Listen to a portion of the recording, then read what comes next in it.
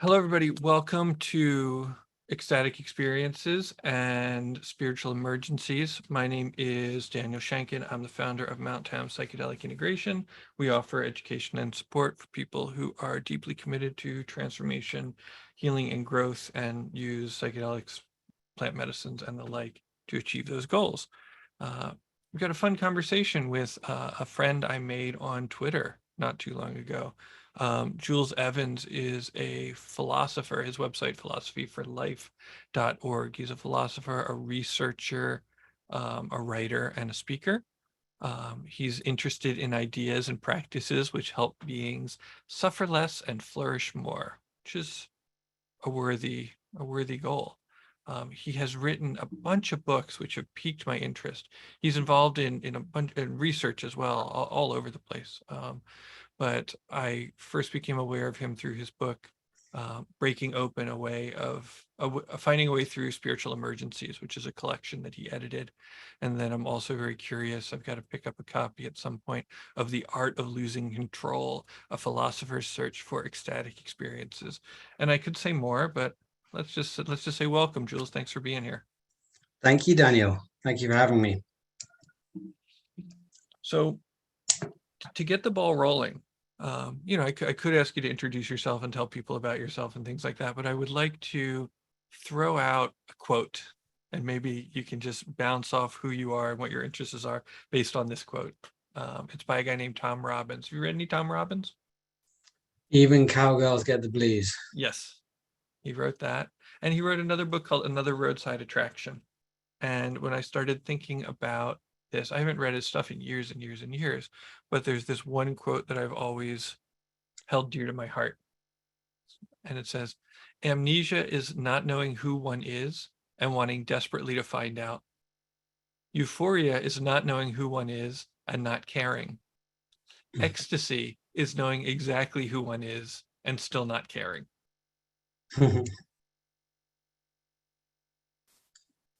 Any thoughts on that? Any thoughts on that? For you? Yeah, well, I remember during one ayahuasca ceremony, kind of going out of my identity, and not being able to remember either my name or even my species, like, and you know, and that being an experience of dread, and thinking like, oh, where am I and who am I and how long am I going to be here? And then remembering, oh, I'm a human. Oh, I've got a body. Oh, I took ayahuasca, you know. Mm-hmm.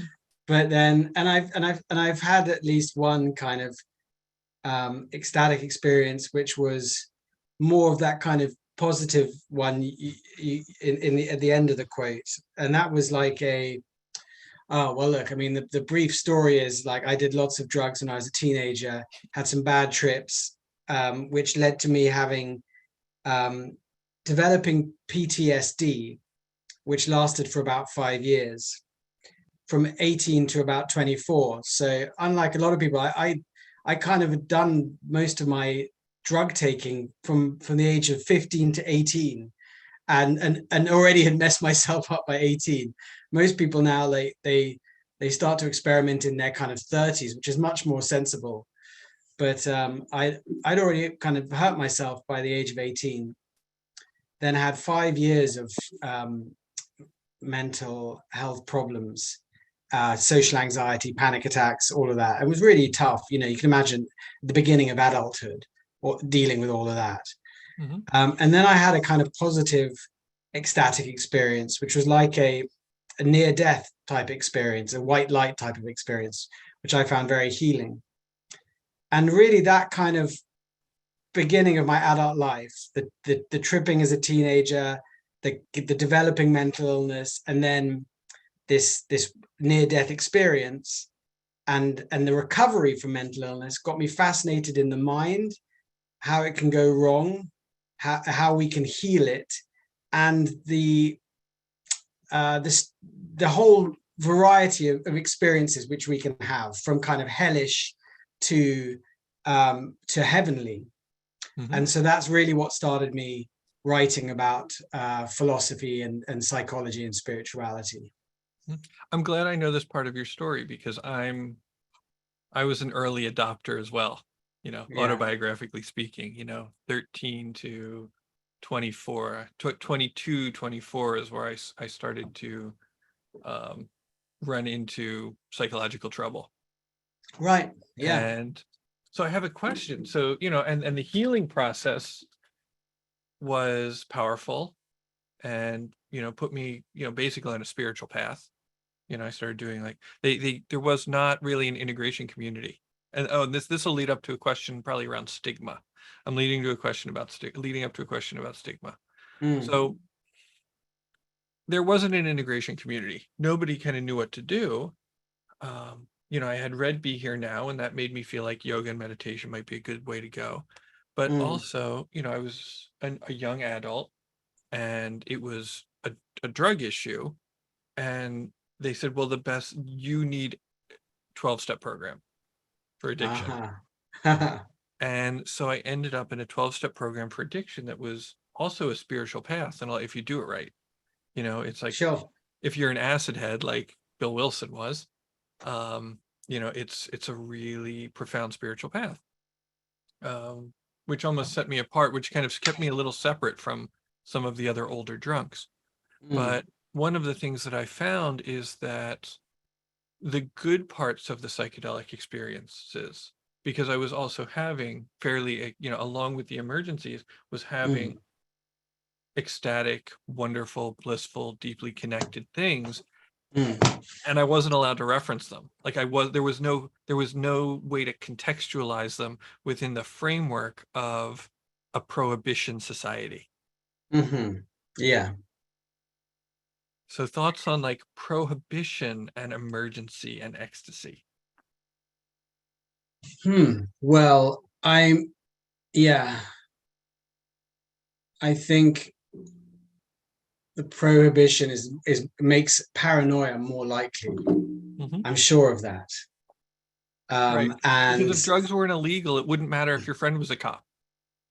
yeah, and we would have much more recognized rituals. Hmm. And I didn't tell my parents. I had a bad trip, which was really scary and frightening for me at 18. And I remember still kind of high and traumatized, going back to my parents' flat and sneaking in at 6 in the morning and and just like not telling them for years. I didn't tell my family for like 5 years. No, well, I didn't tell them for about 3 years until it got so bad that I had to ask for help. But that stigma, because Hmm. I thought my parents won't understand this. That kind of generational divide, Right. and just feeling cut off from your family and from your culture Right. increases your sense of dissociation and alienation. Um, yeah, so there's that, and then as you say, the kind of lack of understanding.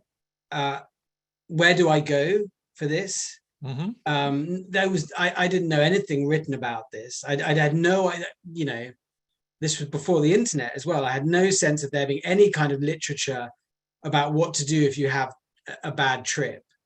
Right. Um, and I just thought I've done permanent damage. Right. This was also because I had a friend who had a psychotic breakdown, um, like maybe triggered Hmm. by psychedelics, but may have happened anyway. But he developed like chronic schizophrenia, so Yes. that was probably in the mix too. Um, so yeah, I was really frightened that and this was the 90s as well, which was like the decade of the brain and science, chemical explanations of the brain, and I thought this is permanent, and I was so ashamed and frightened and angry. So when I did recover, I just was so relieved. Like and it was pretty quick as well in my case. It was through this near death thing, and I was like, wow, I thought I was done for, So it was really like a kind of second chance. Do you remember when when there was like a shift? So I had this moment where, so for a while, there were a lot of loose associations. There was a lot of paranoia where like things would be on TV, but they meant more. There were a lot of hidden Yeah. meanings, and it was all pointed to like how terrible I was. You know what I Yeah, mean? yeah, And then one yeah. day I turned on the TV and it was the news, but it was just the news. Right.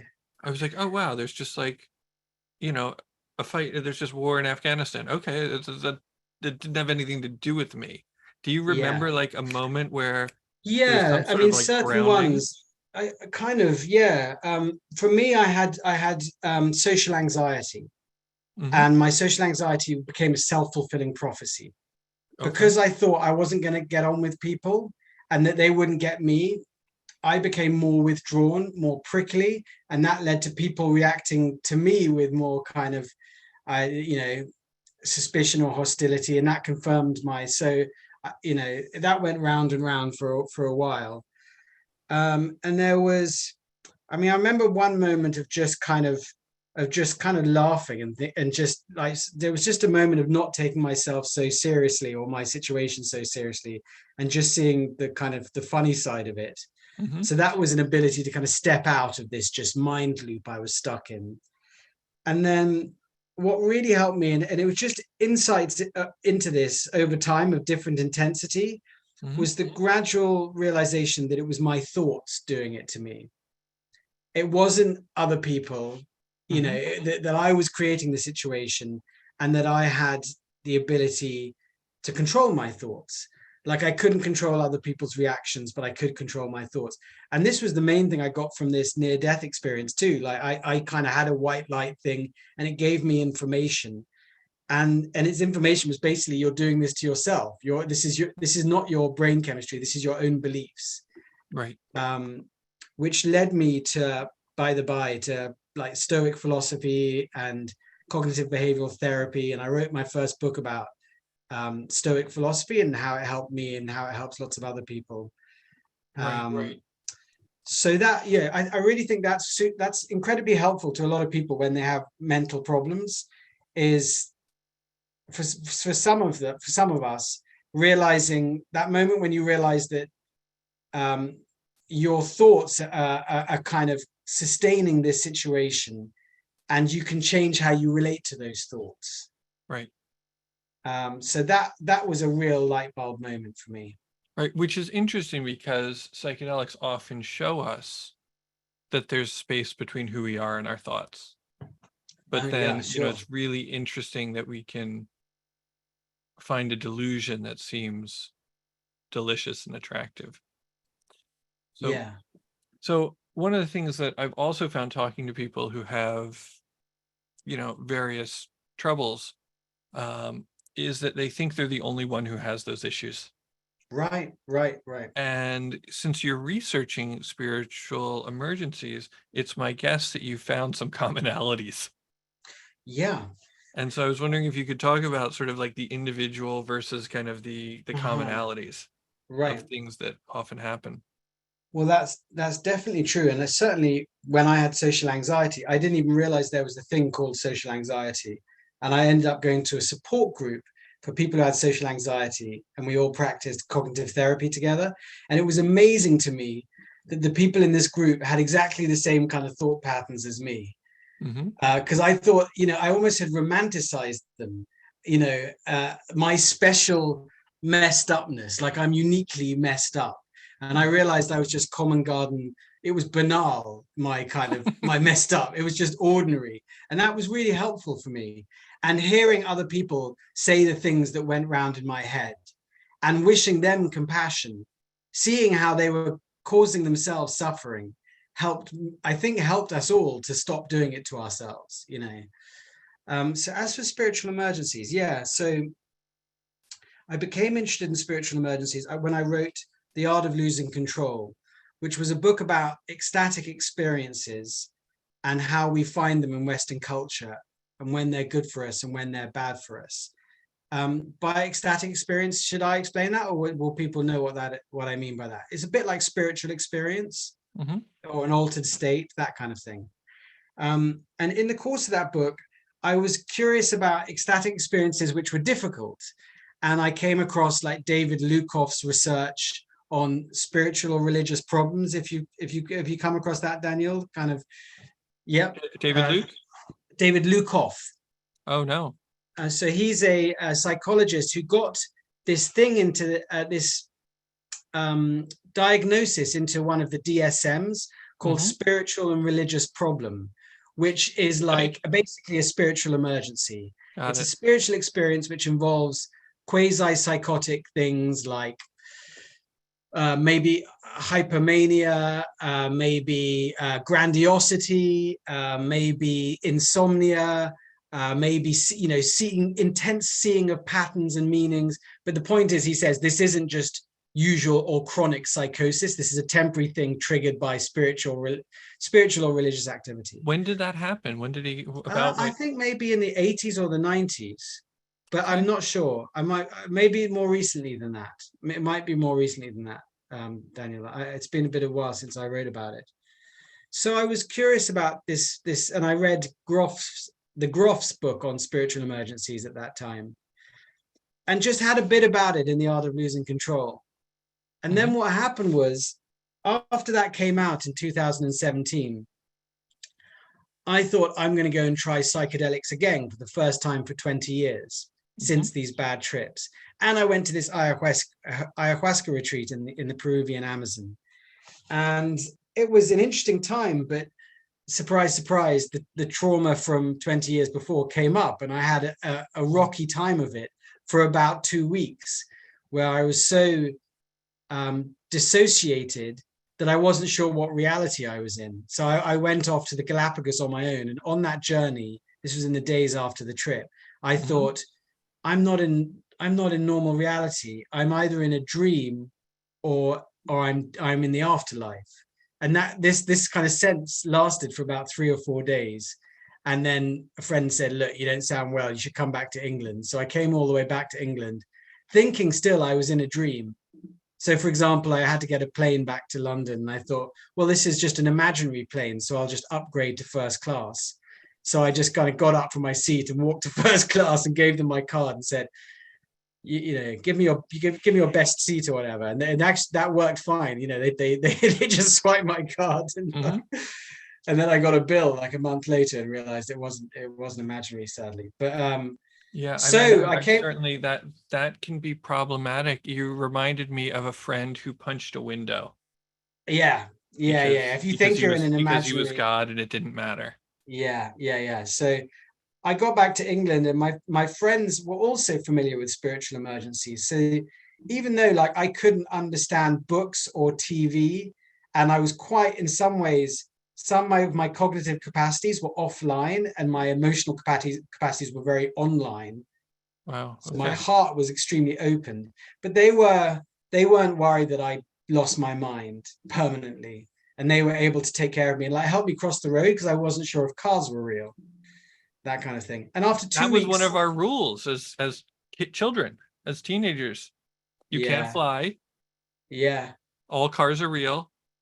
Nobody wants to see you naked.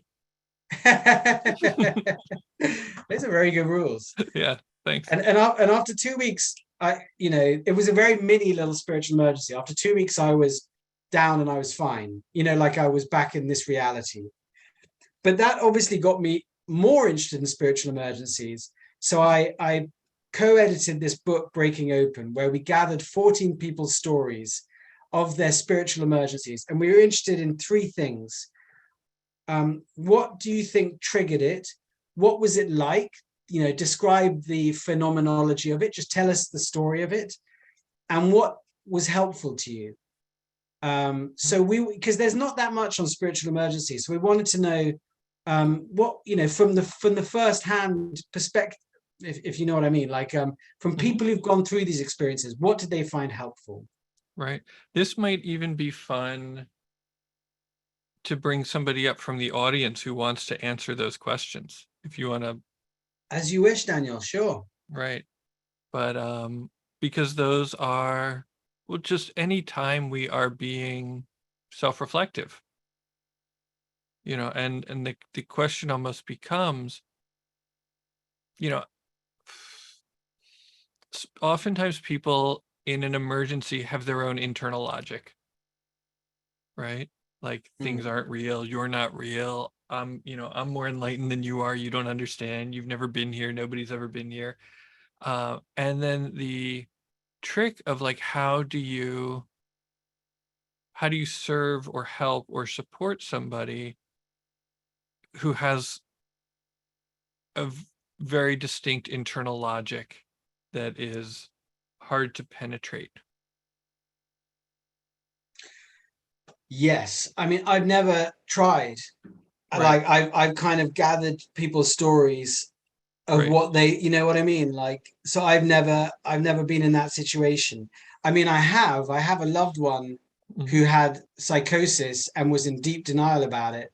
Right, And it is very, very hard. You right. know, I know how hard it is if someone's in denial to kind of Hmm. go through that logic.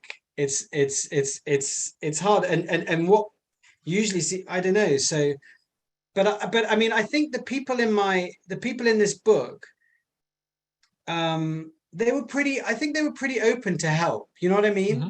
I don't. They had come back to some degree. Um, yeah. I mean, like even when I thought I was personally okay, so even when I thought I was in the afterlife or in a dream, I was open to the possibility that that wasn't the case. So I would get texts from family members or friends, and I think that's just my subconscious generating that. But I was open to the possibility. I don't know. So I'm not sure, I think it was more like people would react if someone else reduced their experience and said you're just going crazy or something like that. That they would react to that. But Hmm. I think if you approach people, what the people in my book often said was they had encounters with either spiritual experts or medical experts, and they came away feeling bruised and misunderstood Hmm. because both either the spiritual expert or the medical expert would either kind of dismiss their problems or try to put it in a box, Yeah. or say this is totally fine, this is normal spiritual stuff, or this is your brain going wrong. And so, and what kind of helps them is people who just kind of are there, supportive, keep them safe without necessarily trying to explain it, Right. and just kind of create a safe space for this thing to kind of ride out. Yeah. I actually Um, remember something very odd that my therapist said to me while I was kind of going through these things where, I was mm, having a lot of the associations and deeper meanings and, a certain kind of grandiosity. It's the grandiosity, I think that's tough. yeah. But, he said kind of off the cuff, he goes, you have a lot of time on your hands. He's like, to be kind of like to be thinking like this, to be worrying about these things. It's like you really have a lot of time on your hands. And I was like, Uh-huh. it's sort of like got through somehow. So was that helpful, unhelpful? It was helpful. Yeah. It was like, wow, I'm just kind of like, it sort of made me, I'm really making You're a big spinning your deal out of wheels. stuff that like doesn't Yeah. need to be made such a big deal out of. Right, right, If I right, had had right. a hobby, I wouldn't have the time to worry about, you Yeah. the government. And Right. Yeah. I mean, so in terms of other commonalities, I mean, this book was just like 14 stories, so it wasn't a big right. data set. But I was really interested that, other people said they thought they were like dead or in a dream. So there's that some feeling of kind of ontological uncertainty. Like I'm not in ordinary reality. What reality am I in? And your Mhm. brain tries to figure that out. People also sometimes reported feeling like their body dissolves. So like material reality dissolves, or they Mm. no longer feel a sense of separation from like them and things. So that all gets scrambled. So this is all about the constructed idea of the separate self and the embodied self. All of that can get mixed up. Time can go weird, of course, like just on a like on a trip. I remember being waiting to get off a plane while I was in this, experience, and it took so long to kind of get off the plane. I thought I looked around, it's like, why isn't everyone like this is taking forever to get off this plane. And I felt like I was in a computer game which was failing to load. Mm. And all the other people were just characters who weren't acknowledging that it was weird. So that's kind of, quasi psychotic, when other people are just characters in a computer game. So people would sometimes feel they'd identify with, God figures or Jesus or Ishtar. So that kind of, mythological content, it's quite, classically often spills out of your unconscious, and you can really identify with it and become, when you really identify, maybe when you identify with mythological content, it can make you inflated. You know what I mean? These myths appear, and you think, oh, I am Thor, or I am Ishtar, or whatever. So that leads to ego inflation. Just anxiety, just feeling really unsettled, is a big commonality. And people would say, just slow breathing might help, or taking a Valium might help, or saying this is not going to last forever, this will pass. That can be helpful. I think trying to ground in material reality, like for me, sitting by a fire and just the kind of sensoriness of that was helpful, because I was quite out of my body. So I'm mixing up kind of what it's like and what helps. But yeah, we did notice commonalities. And there was a paper published, I think, last year, which by, I think she's called Mary Grace Brooke. And she looked at integration practices which people found helpful in spiritual emergencies. And so there's a kind of list of the typical practices that people find helpful. So what are some that's of pretty. those? What's that? What are some of those? I don't think anything that would blow your mind, Daniel. Be things like, walks in nature, or reading poetry, or finding books that are helpful guides, or certain forms of meditation, but not deep forms of meditation. They'll just kind of get you more in your head.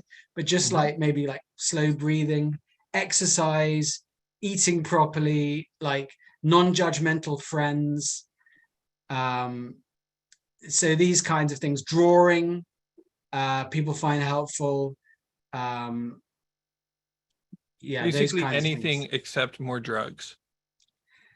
Yeah, right. When you're in a crisis, yeah, that's right.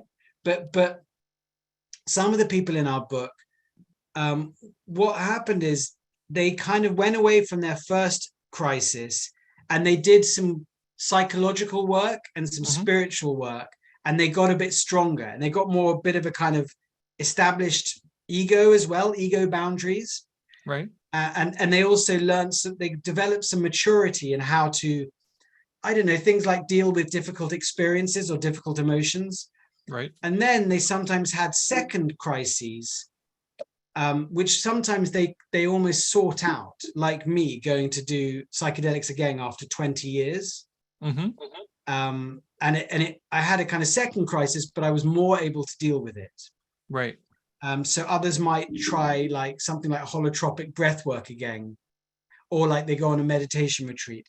Right. And it's a bit like in Star Wars when Luke goes back to face Darth Vader. So he faces Darth Vader the first time, and he loses, and he can't handle it, and he gets injured. He literally can't handle it. Yeah, literally can't handle it, exactly. And so then he goes away and he trains and he becomes mature, and then he's able to confront the monster with non-reactivity.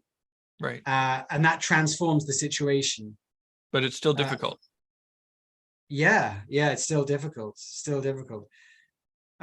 that's one thing I noticed in some of the people, including me, that kind of second crisis, which is healing, because you're able to kind of face the monster that you kind of ran from the first time.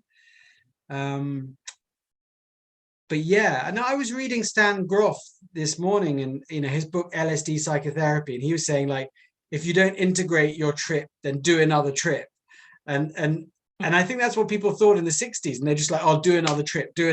And like at a certain point, well, then the question is like, in his mind, what's the time difference? Yeah, because we don't know, if you can't integrate I think the way that therapists see time is maybe different than a lot of people as far as like psychological growth. You know, he might mean if you're not able to integrate your trip after talking to your therapist for a year, have another trip. Whereas, you Yeah, know, some folks are yeah, like, this still doesn't make sense to me. It's been 2 weeks. I'm gonna go yeah, again. yeah. I mean, yeah. So I was, yeah, I was lucky in that a friend put me in touch with a really good British integration expert called Maria Papas Piru, who now runs the Sure. Institute for Psychedelic Therapy with Tim Reed, who was my co-editor. And I had therapy with her for 3 years. Hmm. And and I was lucky in that I could afford it, though she's not as expensive as I think maybe therapists are in the US.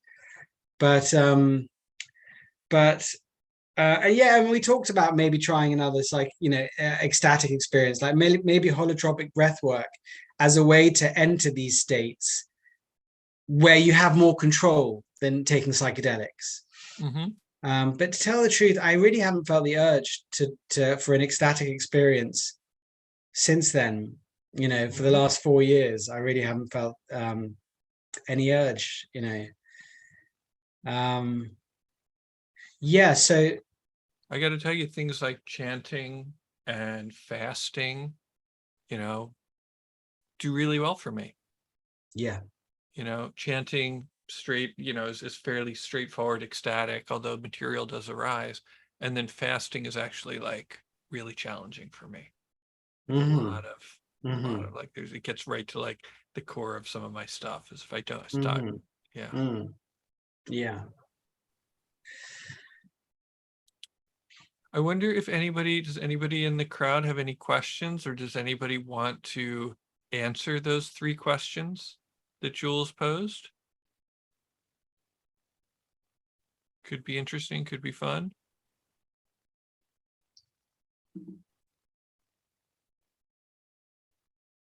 What were the 3 questions again? Well, you mean about spiritual emergencies? That what we asked in the book was what triggered it, what was it like, and what did you find helpful? Hmm. Does anybody feel like answering one or all 3 of those is an exercise to just take the time to meditate on one? No, no takers. No problem, no problem. I can And go for it. I've had a fair share of spiritual emergencies. I can, I'll answer the questions. Yeah. Okay, cool. So So yeah, what triggered? I mean, take a particular one. What triggered it? pick a particular one. The one that came to mind is I got dosed, like puddled on acid essentially with a drink. So it was like 25 hits around, I don't know, 200 to 400 microgram. They're like gel tabs, old school. It was like when I was 19. And they were like, hey, you want a trip? Here, have some. Glug, glug, glug, glug. Oh, you drank that all? Well, and then kind of, so it was like 25 hits of acid. That probably triggered it. And then being in an uncomfortable place with people that I didn't necessarily trust. Yeah. And it could have also been triggered by the Dark Side of the Moon documentary in combination. There's like a lot of shamanic factors that went into it. And then the dissociation where they turned into aliens, they decided to feed me like NyQuil and Xanax and these other things that they had previous experience with, you know, bringing some other people down with. And it just put me further out into space. And then, yeah. What's the second question? What was it like? What was the kind of? I mean, I guess particularly, did this lead to difficulties that lasted longer than the experience itself? I mean, did this lead to Definitely. difficulties lasting like a few days or weeks or months or years? I would I guess say in terms that, of in the acute phase kind of thing. Yeah, definitely. I felt like I was walking around in a dream when I came back. Like I didn't recognize who I was. I didn't recognize my body. And even though people around me recognized this body, I don't feel like they knew who I was. Yeah. Because I had like gone so far out and seen so many things and experienced so much that when I came back into my body, I was like, what is this meat sack? Right. And trying to go back out into the, like, I remember walking out of the house like the next afternoon when I like woke up, like came to, and I was still probably like tripping, but I was at least coherent enough to feel like I was on earth. I walked out into the street and everything, like it immediately felt like the Truman Show. Like it was just a giant joke on me. And somehow I'd slipped into this like storyline. Artificial. Yeah. Yeah, that was artificial. I mean, and it lasted for it lasted for about a week. I went back and I was currently living with my brother, and he was an alcoholic and didn't support psychedelics at all at the time. And so there was like a lot of shame that went into it. Like, you did this to yourself, like, you know, buck up and all of this, kind of pressure from that too. So it was pretty hard. It sounds it, yeah. And the kind of Truman Show thing is classic. Even Timothy Leary, he had his first LSD trip was kind of a bad trip, and he felt he was in a like plastic artificial reality. And so did I. I felt like I was in a, this is a dream or something. This is fake. What did you then find helpful and unhelpful in terms of dealing with that? I felt pretty alienated and quite alien for the next like few months when I was living where I was, and it was in a college town too, and like school had just started, so there's like a new influx of people, and I wasn't going to college at the time. But I moved back to the mountains and started like snowboarding, and then I like didn't leave for the next 12 years. So like, and throughout that, psychedelics also helped, like the repetition with agency and like taking more control of like, okay, I went so far that maybe I can go like one step in and see what it's like. And then maybe I could go 2 steps in. And then I started going like 10 and 20 and a couple miles in, and and I would do it in the safety of nature on a hike, or sometimes I would push myself and take it and go snowboarding and like and push my nervous system in a way that I felt in control, and that really helped me soothe it. And then through the next like 3 years, I kept hearing like yoga, meditation. My girlfriend was doing it. It was starting to become a thing where I was living.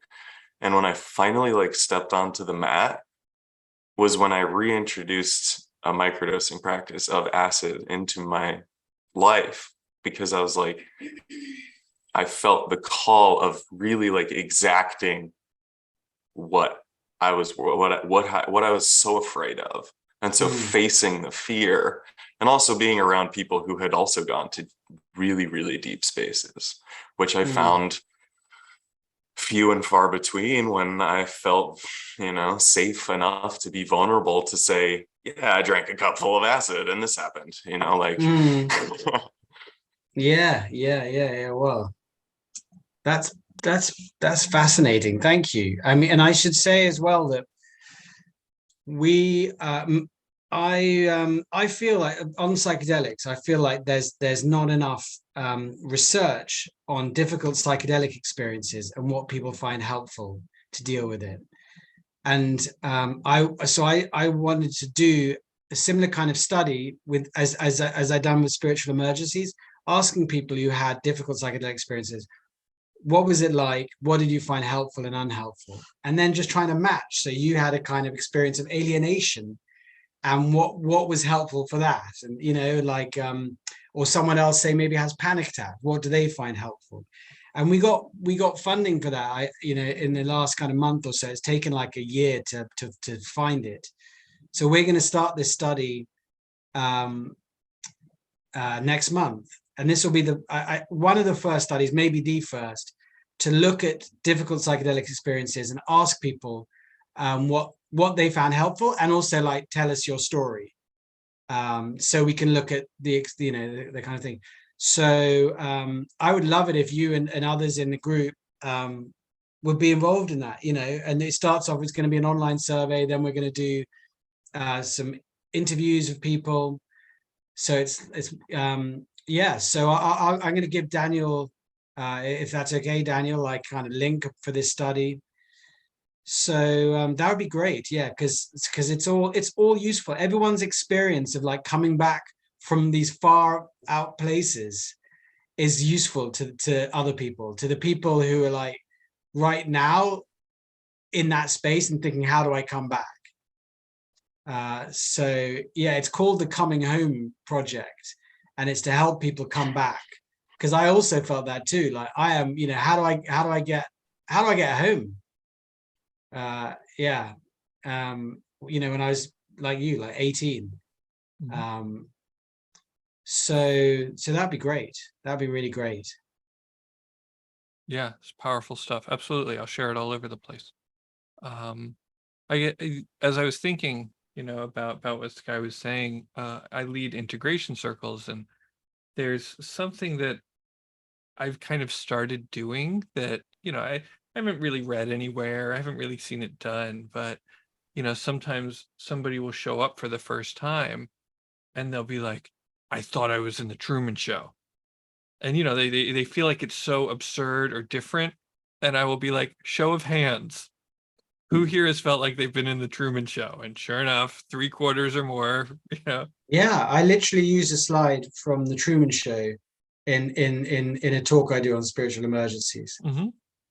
I was actually, my version of the Truman Show, it has been like everybody's a Buddha but me, and they're waiting for me to catch up. Like everybody, like imagine if everybody was enlightened but you, and you were like the remedial one. That's so They're good. like, what is it going to take for this guy to get that, like, we're all one and it's all love, and to just drop the trip already? And that's kind of a nice version of paranoia. It's a lot of pressure though, Yeah, because you just yeah, can't do it. Like you're just like yeah. it like the shame of not being good enough, of not being enough of an enlightened master to hang out with the rest of the people on the planet. That's funny. Mm-hmm. Sky, Yeah, what and was it like Inception as well. Inception. I mean, I came back from this ayahuasca thing and flew into London airport, and my friend was waiting for me, and I walked through the airport, and I think, it was like Leonardo DiCaprio seeing his family in the airport. Are they real or are they his imagination? And he's like, well, I'm going to go with it. And it was like that for me. I was like, okay, I'm not sure if she's real, but I'm going to go with it. That's the better option, Mm-hmm. And then as soon as I hugged her, I was like, oh yeah, she's real. So it was that physical contact of, of being hugged brought me back into this reality. Excellent. Yeah. Sky, what was it like just answering those questions, going through that, simple process? Somatically, I got the rush of like bearing my soul in front of a group of people that I don't know very well, which is Mm-hmm. fun. I kind of live on the edge for that. That's like a psychedelic experience in itself for me these days. Mm-hmm. But yeah, I really want to echo what Julian said, like touch every time that someone was like willing to like touch me or hug me. Mm-hmm. It was like something that snapped me out. It was like the vibration of their nervous system attaching to mine that was like haywire and out in outer space. It was like immediately like dropped me into my body. And even though I would still be like really high, I would be like cognizant of, oh, like there's something else, like I'm actually here. It disrupts that I don't know, the confusion of if I'm real, right? Because then but it felt good. I've never gotten to answer questions like that or be a part of a study, so I'm super happy that these things are starting, because this is like what I've turned my career into is holding space for spiritual emergencies. So I'm in it, and I would love to be a part of it. Yeah, and there's a kind of stigma even within the psychedelic community of like, just talk about the good stuff and get it legalized and get it, decriminalized and get it out there, and then that, and it's, and the people we got funding for are not even in the, they're not in psychedelic business. I thought, there's so much money in the psychedelic market now. I thought we'd easily get like a bit of money from one of these big psychedelic companies just to kind of look at, adverse experiences and to support people who have them. But that's not part of the kind of the hype. Mm-hmm. But and it's not all of it, it's like lots, but it's pretty normal for medicines to have, side effects and adverse experiences. That's just pretty standard. So it's responsible to know about them and to support people who have them. Right. And I mean, that's almost, I wonder, because there's also not just the stigma around tripping, but the stigma of like having a bad trip. Yeah. What does it mean? Like if you, because people run around, they're like, oh, I never had a bad trip. Yeah. Like, yeah, because you're as deep as a puddle. Right. And I think that goes back to the 60s. Like, can you pass the acid test? This idea that, I think for hippies in the 60s, like psychedelics were the, their version of war. In the past, people would go to war to test themselves. And instead, like, you get Terence McKenna taking a heroic dose. So this is where you test, Mm-hmm. and yeah, so either, and if you have a good trip, you're evolutionarily advanced. Right. You're part of the evolutionary elite. If you have a bad trip, then you're kind of a throwback. So there's this kind of square. What are your hang-ups, man? Yeah. Or yeah, exactly. So Andrew just said that he would take a succinct stab at answering these questions as well. So great. So I'm gonna unpin Sky. Thanks for playing. And thanks, Sky. Yeah, thank you. We'll get you guys in touch. And that'd be brilliant. Take you down, bring Andrew up, and let's have Julie and you can ask the questions, and then Andrew will answer, I guess. So we remember what they are. Those of us with not great memories. Sure. Okay, Andrew. So what? Thinking about a particular kind of spiritual emergency, what was the trigger for it, or triggers? I think, excuse me. Essentially, an experience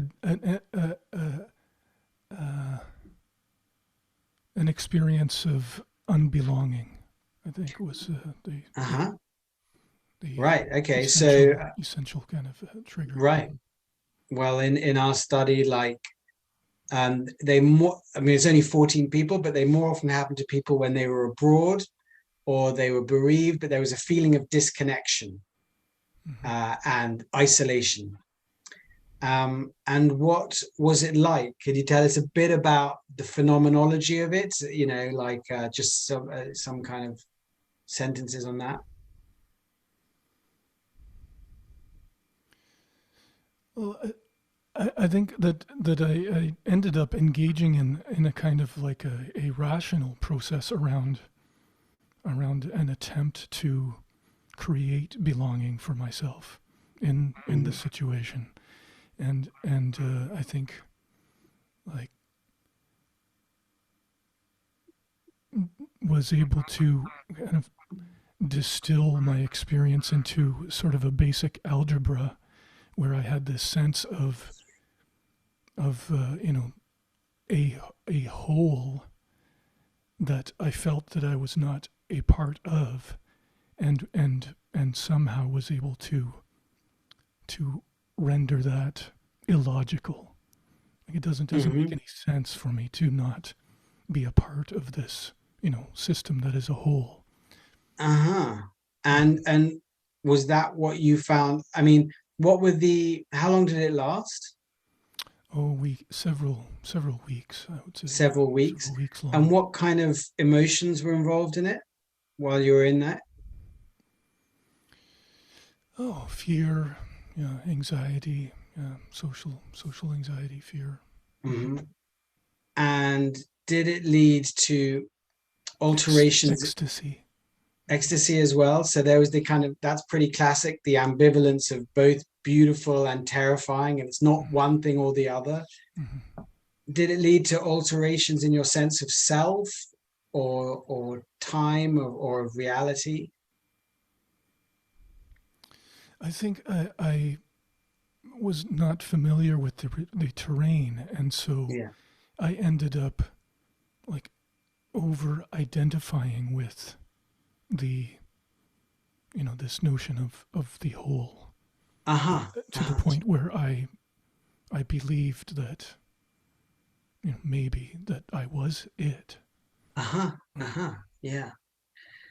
Um, and were there things like sleeplessness, or did it affect your kind of energy levels, things like that? Yeah, I had experienced a lot of depression for most of my adult life leading up to Hmm. this experience, and the and there was a kind of an inversion, I suppose, that took place. Hmm. Mm-hmm. And so it sounds like you said a bit about what you found kind of helpful in eventually dealing with this. Was it a kind of a kind of logical approach to this situation? Is that right?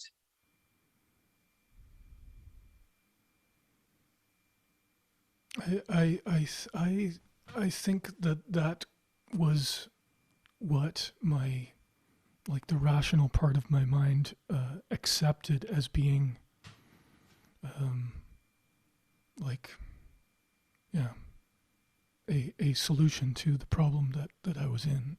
Uh-huh. Hmm. So would you what would you say if you were going to give advice to someone in a similar kind of situation or to the younger you? What would you recommend as the kind of things or ideas or practices or tips, that can help people? I would say don't try to do it on your own. Find Right. a community where you can kind of safely explore the terrain of these kinds of experiences in an open, non-judgmental way. Mm-hmm. Yeah. Well, that's brilliant. That's very useful. And it's the same with me. I mean, it took me the first time I ever spoke publicly about all the difficulties I had as when I was in my 20s was when I wrote about it. I never spoke about it publicly, and I honestly wonder if it might not, I might, if I just during this trip said I'm having a bad trip and I was with people I trusted and I spoke about it, it might have transformed. I might not have had a bad trip. I might, but you can never know looking back. But yeah. So each person's experience is different, and yet there are commonalities. And definitely one of the commonalities is finding comfort in other people's stories that are similar, and the other people have gone to these kind of strange places and have come back. And that's partly why we did the book. It was just partly just to say, look, these are postcards from the edge. These are people who've gone to these very, far-flung countries, and they've come back and they have lives and they have jobs and families and you know good days and bad days. And so it was just because, like, it was just for that, really, just to say, yeah, they've been to some of these places, and they've come back. um yeah, so thank you very much, Andrew. I really appreciate that.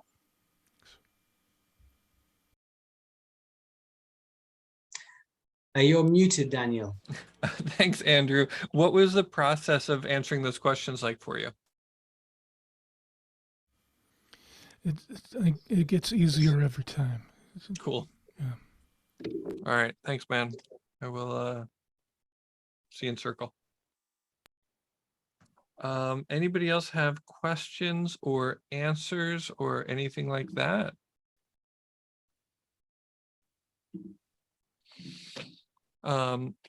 Sheila put in the Fireside Project. That's a neat project where you can call 24 hours a day and talk to somebody who's been trained in such things.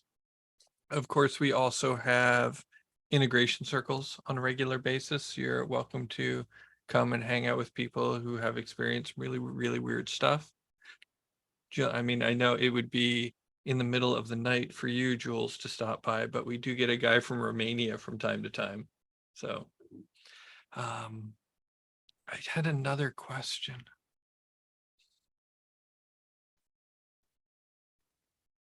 Oh, it's not 24 hours. Fireside is 11 to 11 in all time zones. Is there anything that we left out? Is there anything on your mind that you didn't get to cover that would have been cool? I mean, almost like I feel like that there's a lot to learn on this topic. So Mhm. it's not like I've spent 10 years researching it. I've only really been working on this since 2018, on things like spiritual emergencies and on difficult trips. So, and we haven't started this study yet. So I'm super excited that we raised some money for it. And also I see a lot more research in this area now. Mhm. Like in the last 2 years, there's been like maybe about 5 or 10 papers on integration, and there really weren't many before, as you'll know, Daniel. So like Yeah. that's really positive, and I think I wouldn't be surprised if another paper on like dealing with difficult experiences comes out before our own, because it's an obvious hole in the research field. So, and that's good, that's fine. Like that's the idea, is to like not just one paper but lots of studies in this area. So yeah, it's going to be good to learn. And I do like that people are being more vocal and open about it. Yeah. Are you familiar with Channel 5 News? It's Mm-mm. kind of a spoof. It's this young guy, young hippie looking kid who's kind of stuffed into a cheap suit, and he Mm-hmm. goes to strange place, like he goes to NASCAR races and Mm-hmm. Gem and Jam Festival in Arizona, and interviews the people that are there, Mm-hmm. and gets some really bizarre content. He gets really the salt of the earth in America. Really gets Mm. some people who are uh, have different ideas about things, and he's very vocal about his struggles with HPPD. Right. And for those of you who don't know, that's hallucinogenic persistent perceptive disorder, and that is almost an emergency in its own right. Yeah. It's a thing that happens. It It's can be very troubling and can create suffering for people, and folks kind of have to learn to live with, and mm. isn't really talked about all that much. No. One of our researchers is a guy called Ed Prideaux, who writes about that a lot, HPPD, and he works for a charity that works on it. And so he developed that after tripping, and Mhm. now he has these kind of constant mild visual distortions, and it's about learning, a bit like we were talking about. This happens, but you can change your relationship to it. Mhm. So yeah. Yeah. Yeah, how to turn. And we were talking recently, some of us, about tinnitus. Somebody felt like they developed tinnitus after, uh, Mm. psychedelic journey. And Tinnitus. You mean like ringing in the ear? yeah, Yeah.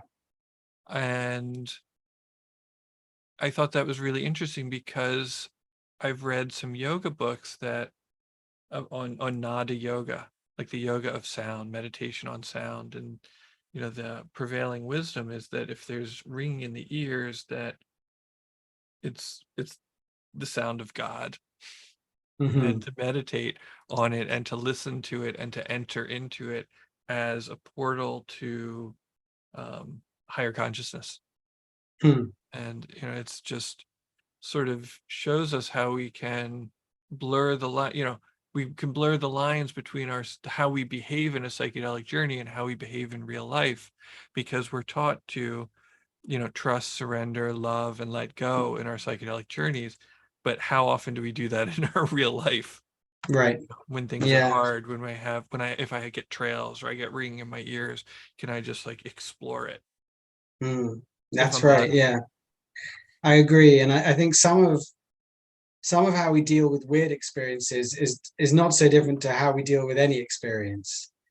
It's like, can we accept it without, reacting to it with too much attachment or aversion?